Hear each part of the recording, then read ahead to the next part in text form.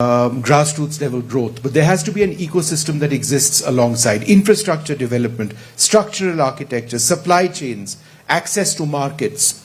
So the ideas we have are great, but if I was to be a cynic, I would say that, how does one actually get this done? Who's going to pay for it? What are the supply chains that are required? So in as much as we have ideas, what about the back-end architecture? Yeah, thank you. And Honorable Chief Minister, thank you very much, both for inviting us here, but also for the vision you're sharing. I'm very excited by this idea because as I was sharing this idea with my colleagues around the world, they got excited too, and they said, look, if this works, it's a model not just for other Indian states, it's a model for the world, right? So I think it's excellent, and let's talk about what could go wrong. So what I wanted to share was, I'll be a bit provocative. The word entrepreneurship can lead people to think about risk-taking, can conjure up images of Silicon Valley. But really what I think we are talking about here is how do we create enabled financial independence, enabled entrepreneurship.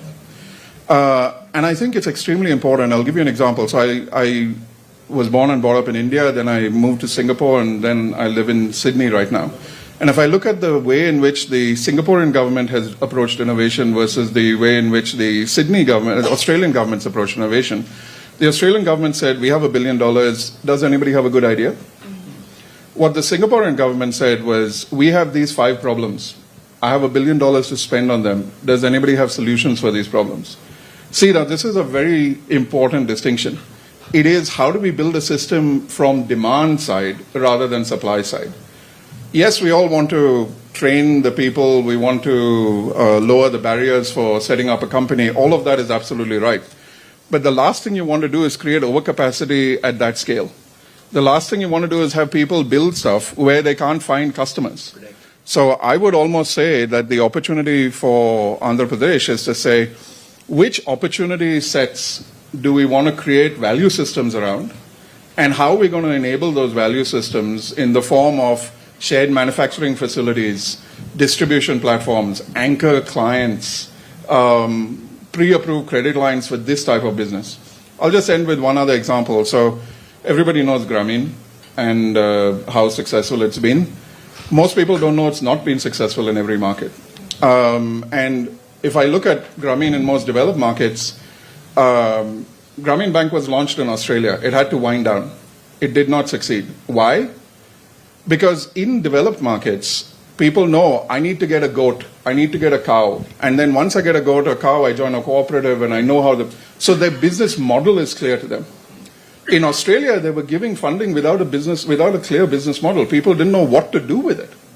So again, if you start demand back and you start saying these are the opportunities that we want to own and create the systems that people can then step into, I think that's a far more powerful way to what we're calling one family, one entrepreneur, what I'm reading as one family, every family financial independence.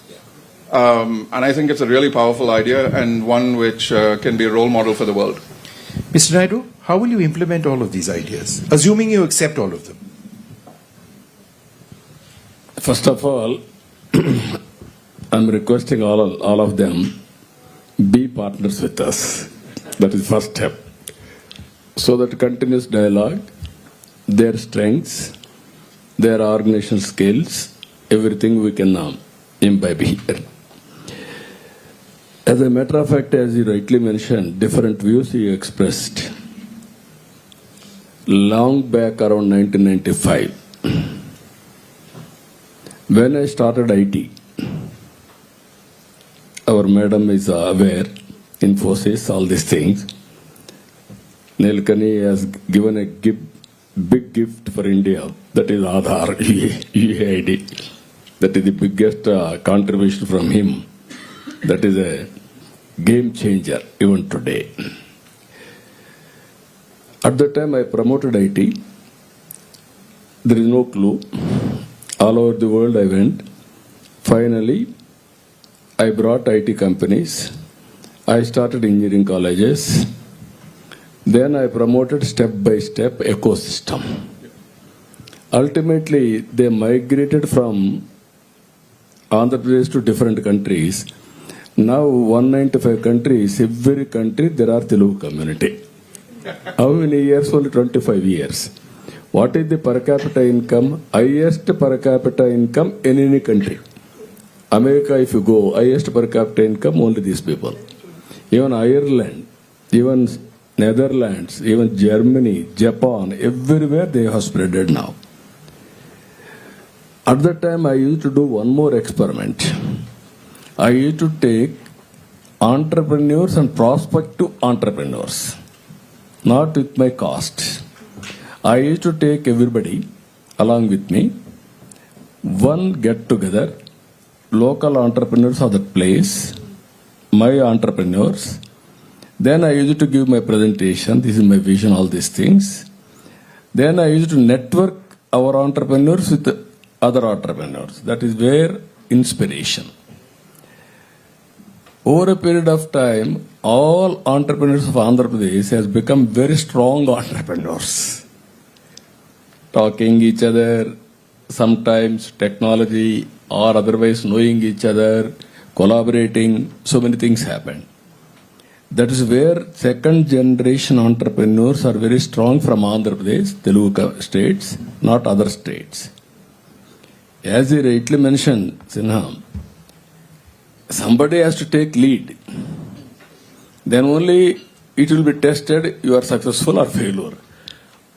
You are not taking any risk. How can you be successful? Now that is where India is moving very fast now. I wanted to go for inclusive society. Growth story should be inclusive. Financial independence you call, or otherwise one family, one entrepreneur. Just now I asked our IBM and everybody to train AI. They are having a plan of 5 million.